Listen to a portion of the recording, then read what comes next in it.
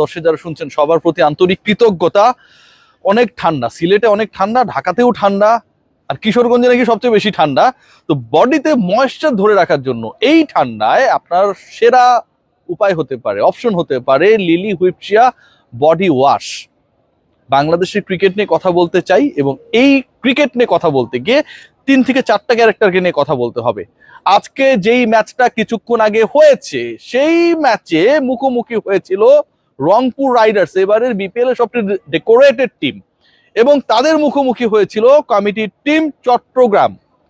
চট্টগ্রামের যেই দলটার বিপক্ষে রংপুর খেলতে নামলো, রয়্যালসের বিপক্ষে রাইডার্সের যে ম্যাচটা হলো, সেই ম্যাচ দেখার পরে বাংলাদেশের এমন কোনো দর্শক নাই যে হতাশ হবে না। এই আলোচনা আমি আসছি, এবং এই টিমের ব্যবস্থাপনা এবং পরিকল্পনায় যারা রয়েছে তারা আসলে কি পরিকল্পনা করছে, ডেফিনেটলি কিছু পয়েন্টস রয়েছে, সেটা নিয়েও যথেষ্ট প্রশ্ন রয়েছে, সেই পয়েন্টও আমি আসছি। তবে তার আগে একটু রিশাদকে নিয়ে কথা বলতে চাই, তার আগে একটু সাকিব আল হাসানকে নিয়ে কথা বলতে চাই। সাকিব আল হাসানকে নিয়ে কথা বলেছেন ঢাকা ক্যাপিটালসের অন্যতম গুরুত্বপূর্ণ ক্রিকেটার তাসকিন আহমেদ, স্টেটমেন্ট দিয়েছেন।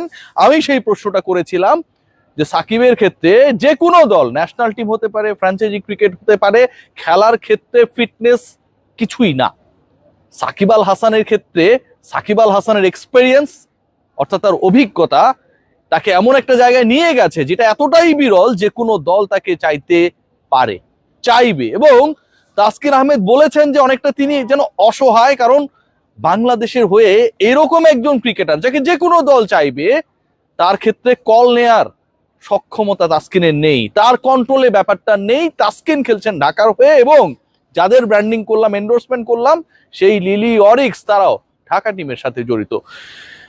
আজকে এই সাকিবের ডিসকাশন যখন করছি, তাসকিন আহমেদ যখন সেই কথা বলছে, রিশাদ হোসেন একই সময়ে মেলবোর্ন রেনেগেডস এর বিপক্ষে হোবার্ট হ্যারিকেন্সের যে ম্যাচটা বিগ ব্যাশে হয়েছে, সেখানটায় আলো ছড়িয়েছেন আরো একবার, এবং সেখানটায় 2 উইকেট নিয়েছেন। মোহাম্মদ রিজওয়ানকে তিনি আউট করেছেন ফ্রেজার ম্যাকগার্ককে।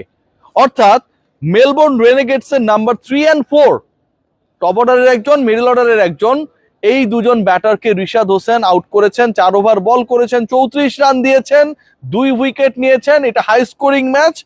যেই দলের বিপক্ষে খেলাটা হয়েছে তারা করেছে 162, রিশাদ হোসেন 8 উইকেট নিয়ে এখনো ওই যে টপ লিস্টটা রয়েছে সেখানটায় রয়েছেন।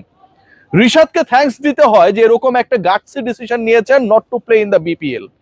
কারণ আজকের যে ম্যাচটা আমরা দেখলাম, আমি ওই কানেকশনটা আসছি, রংপুর রাইডার্স ভার্সেস চিটং রয়্যালস, সেই ম্যাচটা আপনাকে হতাশ করবে, বিরক্ত করবে, এবং আসলে কাদের খেলা দেখছি সেই প্রশ্ন মনের মধ্যে জাগাবে। তাপস বৈশ্য, আমার অতি প্রিয় তাপস বৈশ্য, তিনি একটা স্ট্যাটাস দিয়েছেন যে বাংলাদেশ ক্রিকেট বোর্ড এবং বাংলাদেশ ক্রিকেট বোর্ডের যারা সিদ্ধান্ত গ্রহণের সাথে জড়িত, তারা নানা পরিকল্পনার কথা বলছেন, কিন্তু মাঠের ক্রিকেট যেটা হচ্ছে এটা যাচ্ছে তাই, এবং যেই ক্রিকেটগুলো চলার কথা সেই ক্রিকেটগুলো কোথাও নাই। এই যে একটা ঘটনা চলমান, সেটার জন্য সবচেয়ে বড় এক্সাম্পল হয়ে থাকলো আজকের বিপিএল এর 3rd ডের খেলা, এবং সেই দিনের প্রথম ম্যাচটা। খেয়াল করে দেখুন যে চট্টগ্রামের যে দলটা মুখোমুখি হলো কিছুক্ষণ আগে রংপুর রাইডার্সের, 7 উইকেটে রংপুর সেই ম্যাচটা জিতে নিয়েছে।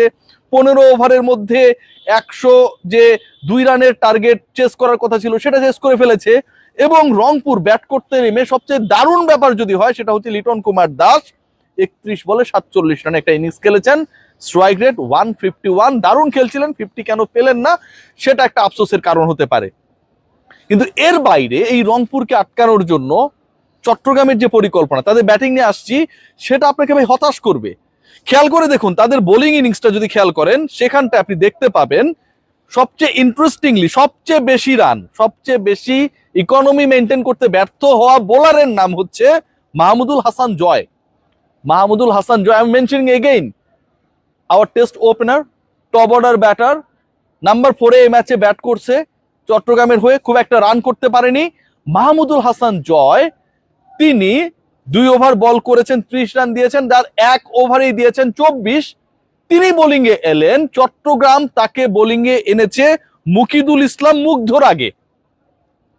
5th অপশন হিসেবে বোলিং ডিপার্টমেন্টের 5ম বোলার হিসেবে মাহমুদুল হাসান জয় এসে 2 ওভার করে ফেলেছেন। অথচ মুকিদুল ইসলাম মুগ্ধ, যিনি 2 ওভার করেছেন, 5 রান দিয়েছেন, ইকোনমিক্যাল, সুপার ইকোনমিক্যাল ছিলেন, এবং দুইটা উইকেট তিনি নিয়েছেন, একটা হচ্ছে মালানের উইকেট আর একটা হচ্ছে লিটন কুমার দাসের উইকেট। একজন টপ স্কোরার, একজন সেকেন্ড টপ স্কোরার। খেয়াল করে দেখুন, যেই ক্রিকেটার উইকেট টেকার, যেই ক্রিকেটার সবচেয়ে ইকোনমিক্যাল, যেই ক্রিকেটার সবচেয়ে বেশি উইকেট নিলেন, যেই ক্রিকেটার টপ অর্ডারের দুজন ব্যাটারকে, দুজন ওপেনারকে ইনফ্যাক্ট আউট করে দিলেন, তাকে আপনি বোলিং এ আনলেন নাম্বার 6 অপশন হিসেবে, মুকিদুল ইসলাম মুগ্ধ। এবং এই মুগ্ধ লাস্ট যে এনসিএলটা হলো সেখানটাও কিন্তু টপ উইকেট টেকারদের একজন। আপনি তাকে বোলিং এ আনলেন মাহমুদুল হাসান জয়ের পরে, এবং এই ম্যাচে মুকিদুল ইসলাম মুগ্ধ 2 ওভারে বেশি করতে পারলো না। শাক মেহেদি তিনি 4 ওভার করেছেন, তানভীর ইসলাম তিনি 4 ওভার করেছেন, কিন্তু উইকেট টেকার মুগ্ধকে আপনি জয়ের পরেও আনলেন, তাকে পুরো ওভার করতে দিলেন না। সেকেন্ড পয়েন্ট যেটা, মাহমুদুল হাসান জয় যদি এতই ক্যারিশমেটিক হয়, তিনি আসলে টি-20তে কত ওভার বল করেছেন, তার স্ট্যাটটা কি? টি-20 ক্রিকেটে আমি যখন তার স্ট্যাট খোঁজার চেষ্টা করলাম, সেখানটা খুব ইন্টারেস্টিং কিছু ব্যাপার আসছে। সেটা হচ্ছে সব ধরনের টি-20 মিলে মাহমুদুল হাসান জয় আসলে বলই করেছেন মাত্র 50টা। এরকম একজন ক্রিকেটারের হাতে আপনি বল তুলে দিলেন, জয়ের দোষ না। কেন এই প্ল্যানটা করা হলো, কি কারণে এই পরিকল্পনা করা হলো, we have no idea. Chittagong দলের ওপেনারের দিকে যদি আপনারা তাকান, তাহলে সেখানটা আপনাকে চমক পেতেই হবে। ওপেনারদের একজন হচ্ছে অ্যাডাম রজিংটন, নেপাল প্রিমিয়ার লিগের highest scorer. Bangladesh premier league BPL এর এখন স্ট্যান্ডার্ডটা এমন একটা পর্যায়ে চলে গেছে যে নেপাল প্রিমিয়ার লিগের হাইয়েস্ট স্কোরারকে আমরা এখানটায় জাস্টিফাইড করার চেষ্টা করি বাংলাদেশ প্রিমিয়ার লিগের ওপেনার বানিয়ে। খেয়াল করে দেখুন, নেপাল প্রিমিয়ার লিগের হাইয়েস্ট স্কোরার, ইন্টারন্যাশনাল ক্রিকেট কখনো খেলেন নাই, তিনি হচ্ছেন এখানকার ওপেনার, এবং তার body fitness, body movement, everything আমার কাছে মনে হয় যে অনেকটা প্রশ্নবিদ্ধ। এরকম একজন ক্রিকেটার এখানটায় খেলছে বিসিবির টিমে। আজকে যদি পুরো টিমটাকে আমরা দেখার চেষ্টা করি, তাহলে রসিংটনের কথা আমরা বলতে পারি, মির্জা বেগের কথা আমরা বলতে পারি, এর বাইরে হচ্ছে মাসুদ গুরবাজের কথা বলতে পারি, এবং এই 3 জনের বাইরে আপনি কোনো বিদেশি খুঁজে পাবেন না। বাংলাদেশ ক্রিকেট বোর্ড যেই টিমটা পরিচালনা করছে, সেই বাংলাদেশ ক্রিকেট বোর্ডের টিমে 4 জন বিদেশি খেলানোর সুযোগ থাকলেও বিসিবি 4 জন বিদেশি হয় এফোর্ড করতে পারছে না অথবা কালেক্ট করতে পারে নাই। বাংলাদেশ ক্রিকেট বোর্ড যে দলটা পরিচালনা করছে, পারফরমেন্সে, কাজে কামে, নেতৃত্বে, পরিকল্পনায়, সব জায়গায় এটা যেন সবচেয়ে বাতিল টিম। এই হচ্ছে বিপিএল এর অবস্থা।